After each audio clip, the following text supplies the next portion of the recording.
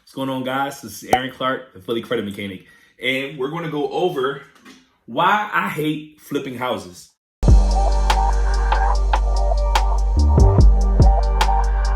Now, just because I hate flipping houses doesn't mean I don't flip houses. Just like a lot of times I went to work and I hated it, but I still went because they paid.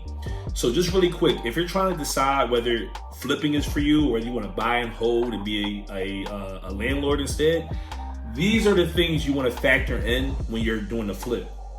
First thing you want to factor in is capital gains tax. Now, with the exception of the 1031 exchange that delays your taxes if you're purchasing another property, you could have to pay capital gains tax anywhere between 15 to 30% on the profit you make on your flip. So take whatever profit you're going to make and you got to subtract at least 20% of that towards capital gains tax. You automatically lose a fifth of your profit just to the IRS.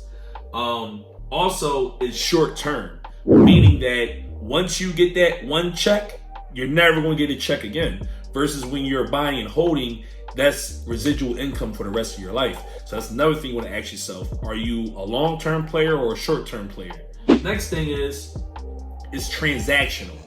So that means that one flip equals one check. So if you want to make another check, you got to do another flip. So it kind of goes along with what I said about being short-term. When you're doing something transactional, you can get burnt out because you got to do it over and over and over and over and over again to make money. Versus you get a property that you buy and hold it, you get a property manager that deal with all the BS. Now you set it up one time and you can walk away from it and get paid every single month. Lastly, there's no residual. There's no residual. And residual income matters because we all have residual bills. So if your bills come in every month, you want to have income that comes in every month. And when you do a flip, that money comes in once and then it stops coming in. So like I said, I do flips? Yes, because there are situations where it makes sense. But 9 times out of 10, if I'm doing a flip, I'm doing a flip so I can take that profit and use it as down payments for 3 or 4 other properties that I can get residual income off of. But I would never build a career strictly off of flipping because you also have to take in the fact that someone buying your house is based on mortgages, what they're going for at that time, supply and demand. Like there's a lot of factors that go into how fast your house sells and how much it sells for.